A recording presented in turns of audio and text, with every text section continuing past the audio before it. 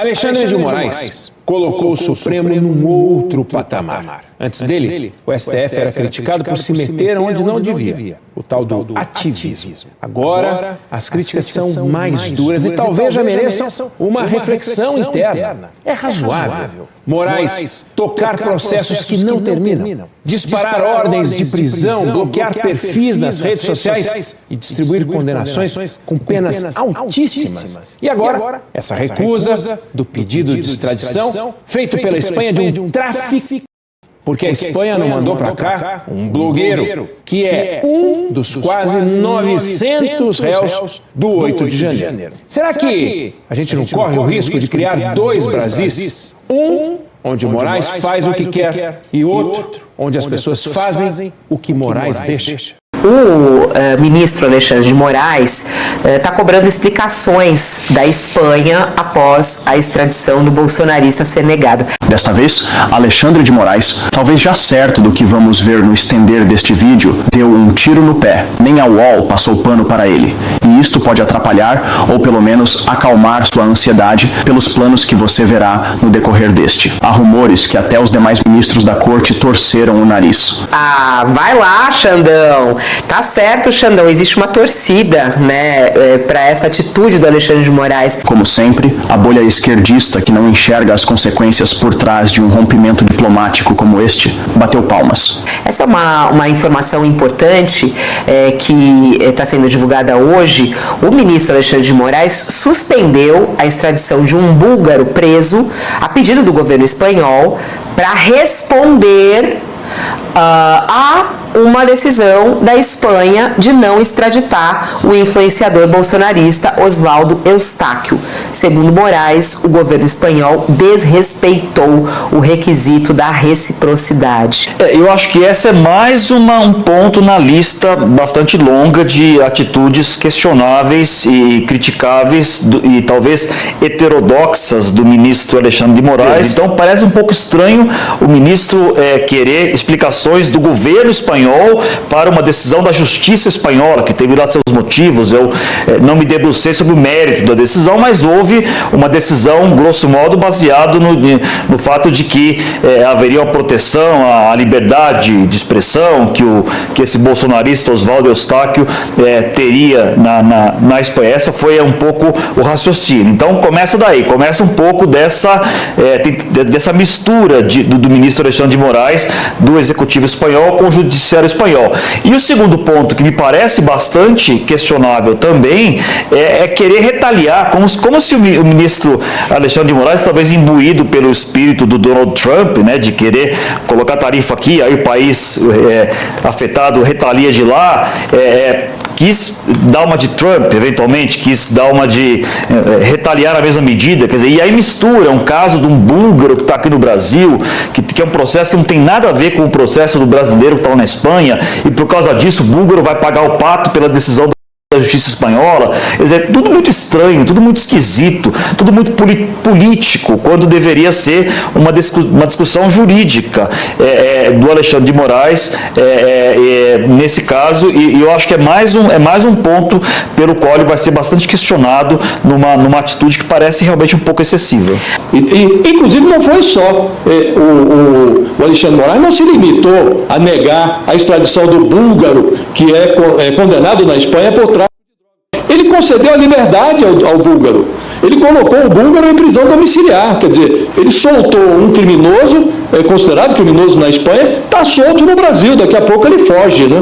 Agora veja, o ministro que é acusado de querer ser protagonista em todos os cenários, ser vítima e acusador, juiz, legislador, salvador da democracia, quer tomar para si também a figura de embaixador, chanceler do país. Cobrar do governo espanhol uma decisão da justiça espanhola é, no mínimo, falta de trato e conhecimento de como funciona a separação de poderes em democracias fortes, fato que parece que o incomoda, a tal separação de poderes. Para variar, de todas as mídias que repercutiram o caso, apenas ela e seus companheiros deram todo o apoio. Acho que não mais se importam com as críticas à falta de profissionalismo, já está escancarado mesmo. Vamos ser garotos de recado.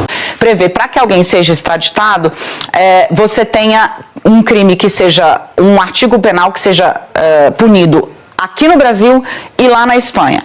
Eles dizem, olha, isso aqui seria algo de menor monta, mas não se aplica, então, para a gente, como algo tão grave ou grave o suficiente para que se tenha uma extradição. E mais, a decisão da Justiça espanhola, de novo, são 3 juízes, diz que Oswaldo Eustáquio está envolvido num processo político no Brasil e que há uma revogação expressa à extradição por motivos políticos. Isso agitou muito as redes sociais e irritou muito o governo brasileiro, que a partir de agora decidiu que vai usar absolutamente todos os recursos possíveis para obter a extradição ou para garantir que, no mínimo, Oswaldo Eustáquio seja julgado na Espanha pelos crimes que ele cometeu. Há uma avaliação de que o processo foi mal acompanhado e que, a partir de agora, ele vai ter todos os olhos, inclusive por conta, Leilani, do ambiente que está aqui no Brasil, onde se prega uma anistia e se tenta minorar a participação de gente que, como ele, passou anos disseminando mentiras, atacando as instituições nas redes sociais. O governo Biden, de viés claramente à esquerda, negou a extradição de Alan dos Santos. A Argentina fez o mesmo com os foragidos do 8 de janeiro. Recentemente, a Espanha também rejeitou a extradição de Oswaldo Eustáquio. Agora, um dos veículos de comunicação mais respeitados da Europa fez duras críticas a Alexandre de Moraes. O cenário é tão alarmante que até parte da mídia brasileira, que geralmente o defende, começou a reconhecer os exageros. Ministros do próprio STF já expressaram, nos bastidores, o incômodo com o rumo das ações dele. Moraes parece acreditar que o mundo inteiro está errado e só ele está certo, talvez cego pelos planos dos bastidores que você vai ver agora. Fala de chegar é apoio total ao Lava Jato. O que você vai ver aqui pode mudar sua visão sobre isso. Correm nos bastidores, em meio a sussurros, negociações que apenas os mais próximos dos mais próximos estariam a par. Há um movimento articulando para que Alexandre de Moraes renuncie ao STF no início do ano que vem, com as devidas garantias dos articuladores, para se candidatar à presidência em 2026. E pela cidadania de todos os brasileiros e brasileiras.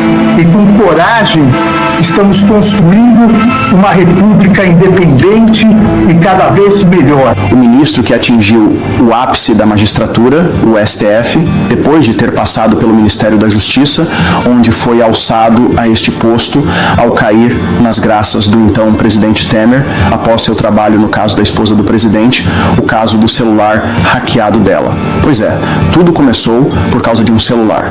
Na justiça ele fez aparições midiáticas como esta, em que corta os pés da ervinha danosa no Paraguai. Lembremos o que ele falou do PT na época.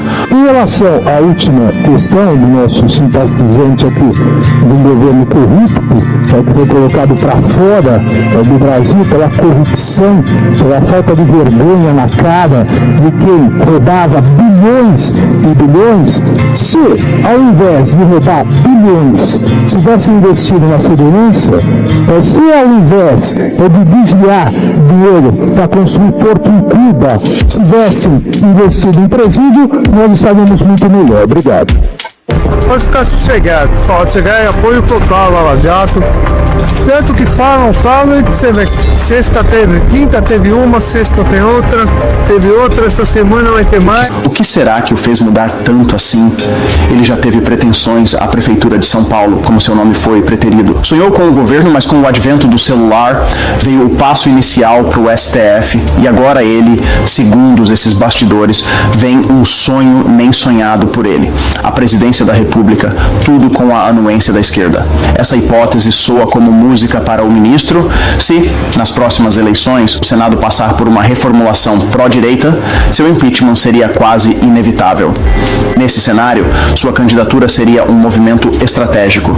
Ao invés de correr riscos, ele se reposicionaria como um novo protagonista político, com apoio de setores de influência e um discurso cuidadosamente planejado.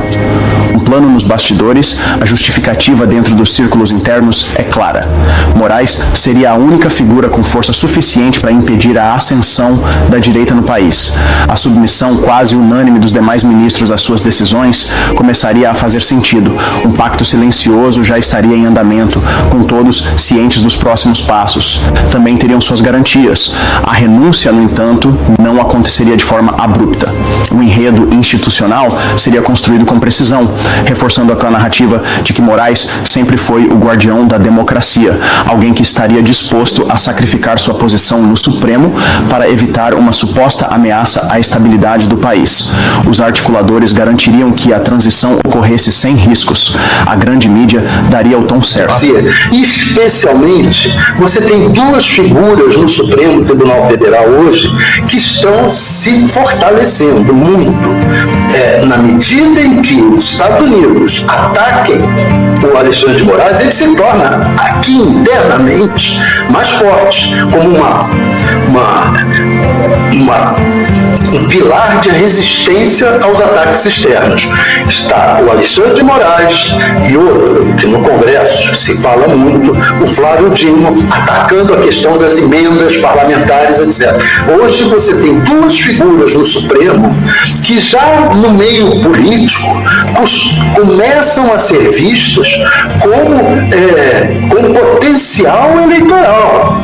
Os Estados Unidos podem fazer do Alexandre de Moraes um possível candidato à presidência.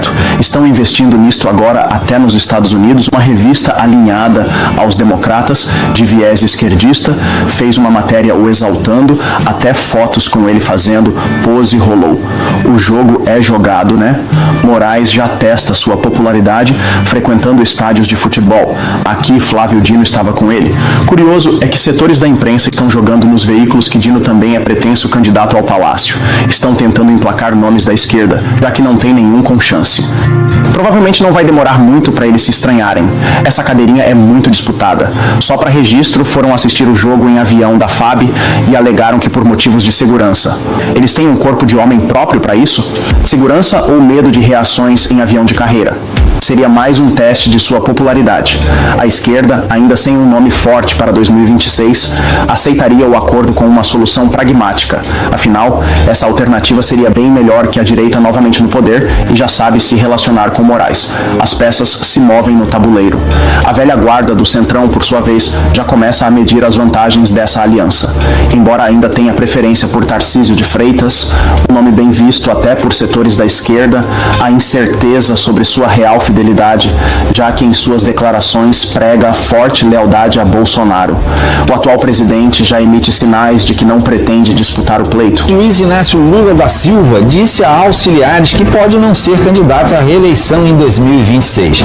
A declaração foi dada durante a reunião ministerial de segunda-feira, na Granja do Torto, e surpreendeu ministros. Essa é a primeira vez que Lula admite a possibilidade de ficar de fora da corrida ao Palácio do Planalto. A menos que seja absolutamente necessário. Talvez já dando os sinais que os articuladores esperam, isso abre caminho para que um plano alternativo seja implementado sem resistência. O objetivo principal? Garantir que a direita não tenha tempo hábil para reagir. Há, no entanto, um dilema. O que fazer com Bolsonaro?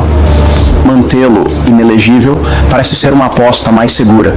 Puni-lo com mais rigor poderia transformá-lo em um mártir, inflamar sua base, uma condenação amena, talvez. A reação do governo Trump é inesperada, mas se houver retaliações, seriam de natureza econômica e a aposta é que possíveis consequências seriam sentidas a médio e longo prazo, e até lá, tudo já estaria desenhado e sem volta.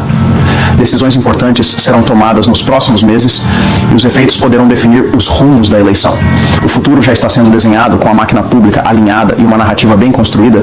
A candidatura de Moraes poderia se tornar uma realidade.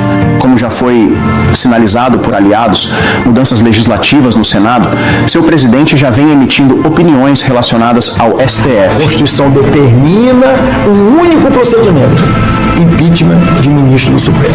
Está errado isso. Temos que fazer uma nova legislação em relação ao processo de impeachment. Essa lei é da ditadura, de 1950. Que poderiam ser articuladas para garantir a segurança jurídica ao ministro e consolidar esse movimento. A direita, surpreendida, teria pouco tempo para reagir e sua influência sobre os rumos do país poderia ser reduzida drasticamente. Os empecilhos Além de Tarcísio de Freitas, que se consolidaria como principal nome opositor, Michele Bolsonaro poderia surgir como uma alternativa, mas enfrentaria obstáculos desde o início. Empecilhos para sua candidatura poderiam ser facilmente criados. Os sinais já estão surgindo, mesmo que de forma sutil. Mas e você? O que você acha dessa hipótese? É apenas especulação ou os bastidores já estão preparando essa jogada? Fique atento. Nos próximos meses, cada movimento, cada ação pode ir descortinando e revelando a verdade.